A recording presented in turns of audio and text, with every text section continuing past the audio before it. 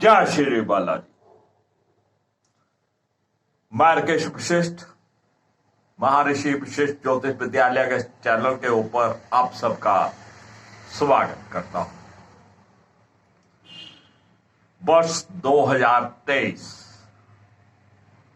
सिंह लग्न के लिए कैसा रहने वाला है, इसी के ऊपर चर्चा करेंगे इस वीडियो में। और क्या उपाय करने हैं, किन बातों का ध्यान रखना है, मैं बताऊंगा आप सब। और हम पहले बात करेंगे जनवरी से अप्रैल अंत तक।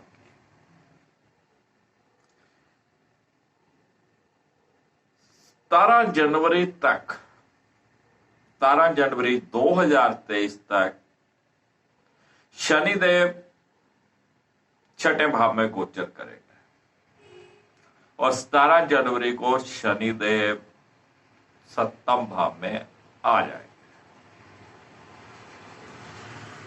बृहस्पति देव अष्टम भाव में गोचर कर रहे हैं अप्रैल अंत तक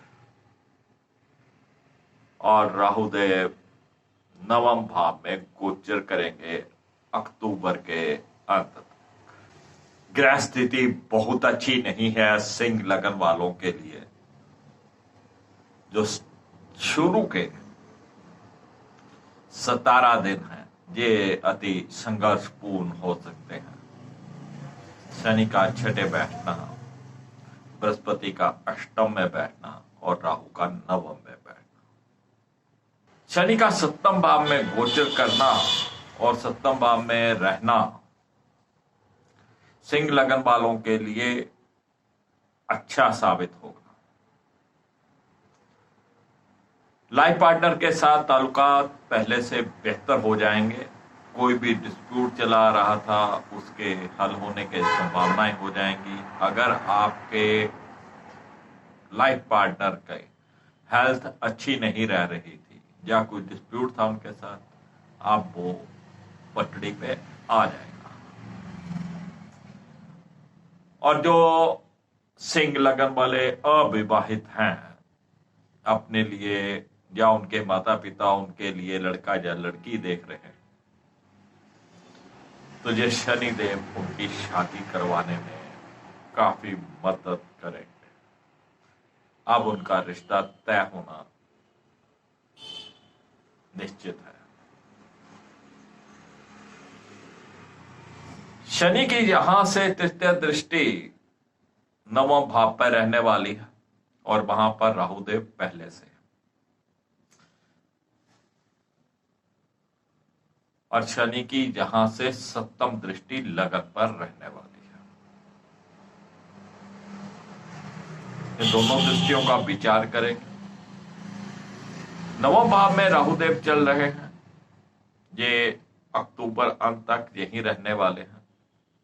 कहीं ना कहीं भाग्य में ये रोड़ा अटकाए हुए हैं। आपके धर्म कर्म के कार्यों में भी ये रोड़ा अटकाए हुए हैं। धर्म कर्म के कार्यों से सिंह लगन वालों को ये दूर रख रहे हैं। डेली जो उनकी कोई रूटीन रही होगी अपने इष्ट देव को याद करने की, गुरुओं के नाम के सिमरन की, उसमें कहीं ना कहीं ये बाधा बने हुए हैं या कहीं ना कहीं आपका ध्यान पूर्ण उसमें नहीं लग पा रहा होगा।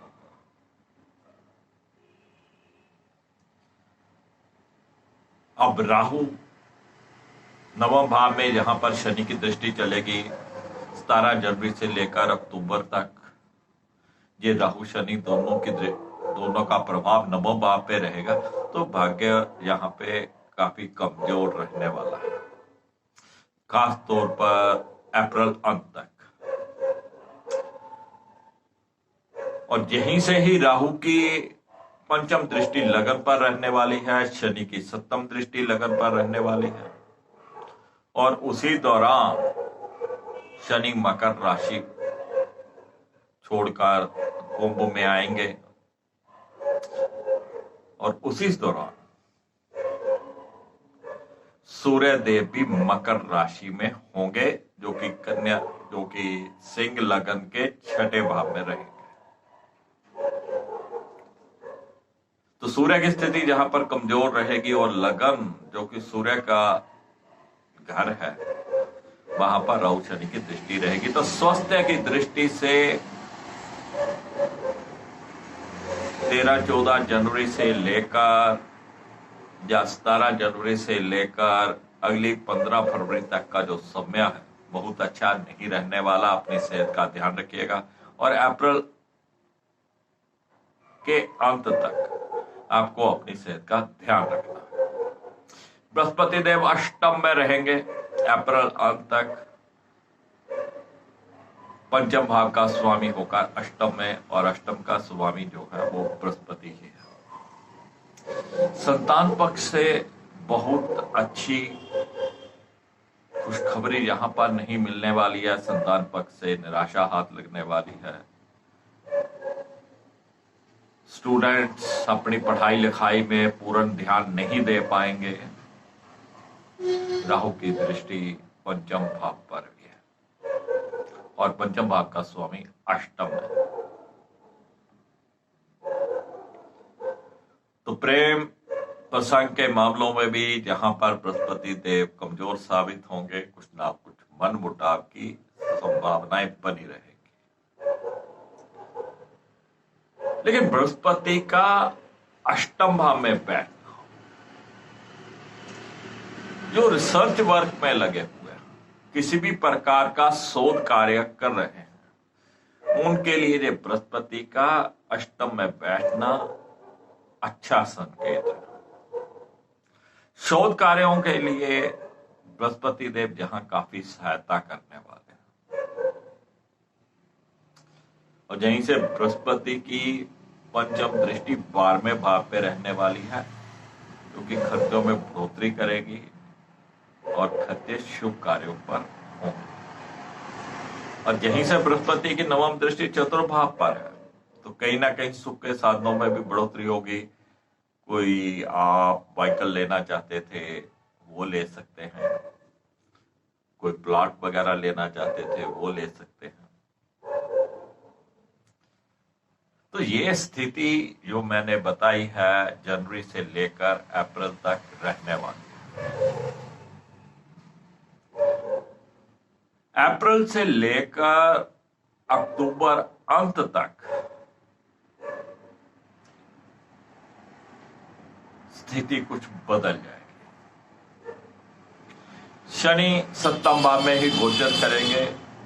बृहस्पति देव मीन राशि छोड़कर मेष राशि में गोचर करेंगे, सिंह लग्न के नवम भाव में। वहां राहु पहले से है। जो समस्याएं राहु देव दे रहे थे, अब उन समस्याओं में कुछ सुधार आना शुरू हो जाएगा। कुछ ना कुछ मिला जुला रिजल्ट जहां पर मिलने लगेगा। जो भाग्य की रुकावटें थी, अब बृहस्पति देव उनको थोड़ा दूर करना शुरू करेंगे। जो आपके इष्ट देव की आराधना, अपने गुरुदेव के नाम जपने की जो कमी आ रही थी, उसमें अब बढ़ोतरी करेंगे। धार्मिक कार्यों में कहीं ना कहीं आप फिर से जुड़ने लगे।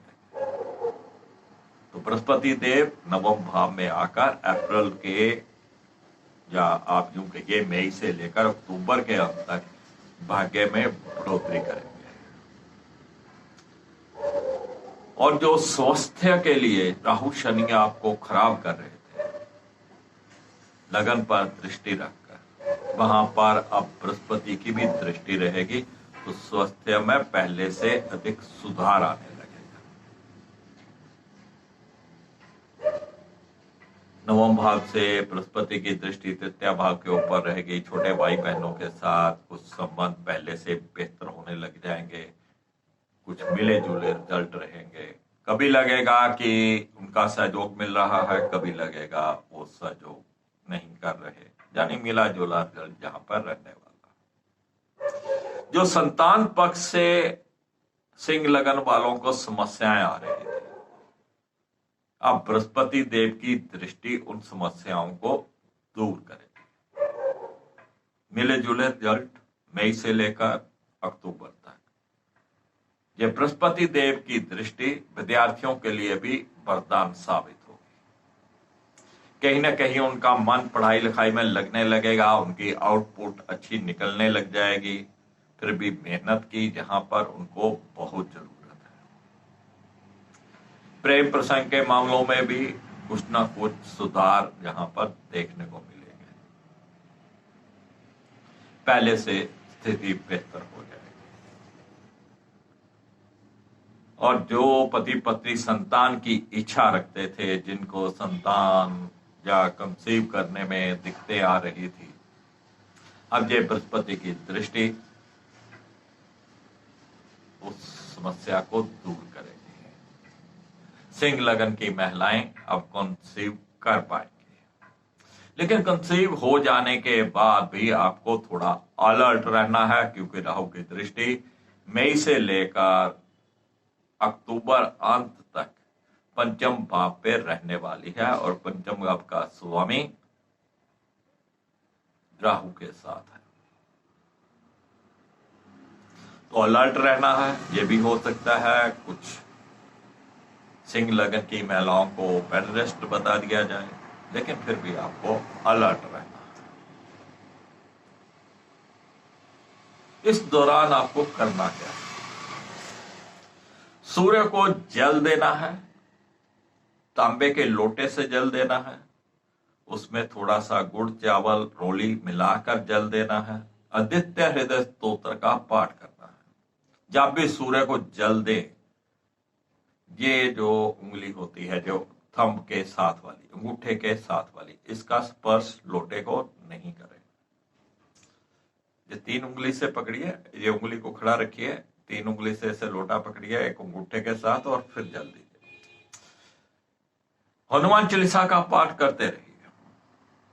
और जो भी आपके इष्ट देव है और जो भी आपने नामदान लिया हुआ है, उन नाम का सिमरन करते रहिए। यही बचाने वाला है आपको, यही आपकी सहायता करने वाला है, यही आपको बचाने वाला है। साधु सन्यासियों की इज्जत करिए, सत्कार करिए, गुरुजनों का सत्कार करिए।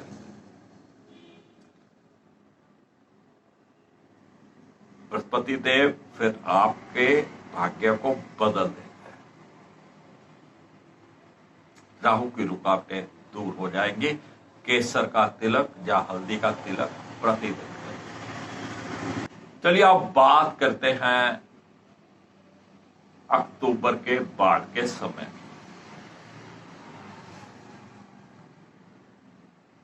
यानी नवंबर और दिसंबर की। राहुदेव मेष राशि छोड़कर मीन राशि में आ जाएंगे, यानी कि सिंह लगन के 8वें भाव, और बृहस्पति देव रहेंगे 9वें भाव। जो मेहनत आपने पहले करी है, जो सिमरन आपने पहले किया है, उसका फल अब मिलेगा। ये बृहस्पति देव अब बिल्कुल आपका भाग्य बदल देंगे। अब जो आपने सिमरन किया था उसका फल मिलने वाला है, और अपने सिमरन को कंटिन्यू रखें। गुरुजनों का, साधु सन्यासियों का सम्मान करते रहिए। सेहत पहले से बेहतर हो जाएगी, भाग्य साथ देने लगेगा, रुके हुए कार्य संपन्न होने लग जाएंगे। राहु जो कि 8वें भाव में रहेगा, खर्चों में अचानक बढ़ोतरी कर देगा। घर परिवार में थोड़ी ग्रह क्लेश की स्थिति या घर परिवार में पूर्ण ध्यान ना दे पाना या समय नहीं दे पाना की स्थिति बना रहेगा। और कहीं ना कहीं आपको अपने व्हीकल को भी थोड़ा ध्यान से चलाना चाहिए। 7वें भाव से शनि की 10वीं दृष्टि चतुर्भाव पे रहेगी, और 8वें भाव से राहु की 9वीं दृष्टि चतुर्भाव पे रहेगी। कहीं ना कहीं स्थान बदली की भी संभावना है। अगर आपने कोई अपना मकान, प्लाट या कोई व्हीकल बेचने के लिए लगा रखा, सेल करने के लिए, तो इस समय में सेल हो सकता है। और कभी कभार अगर आप रेंट पे रहते थे या रहते हैं तो ये समय भी कई बार मकान बदली करवा देता है। तो ग्रह क्लेश की स्थिति से बचना है, माता श्री की सेहत का आपको ध्यान रखना है लास्ट 2 महीनों में, नवंबर और दिसंबर में। काले और नीले रंग के कपड़ों से परहेज करना है।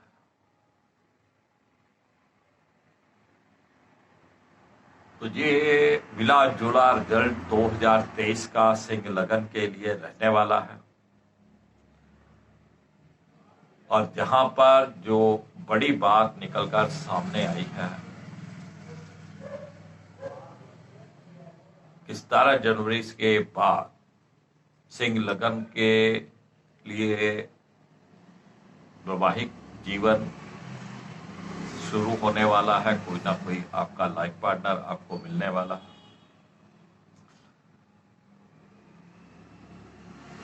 बृहस्पति देव जब नवम भाव में आ जाएंगे अप्रैल के बाद, ये कहीं ना कहीं आपके भाग्य को संवारेंगे। और भाग्य तभी संवरेगा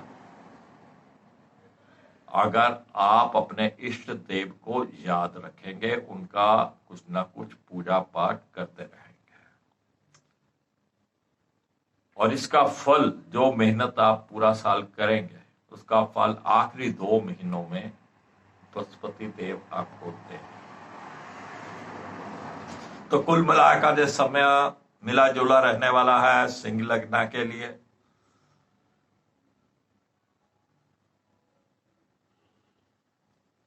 जय श्री बालाजी।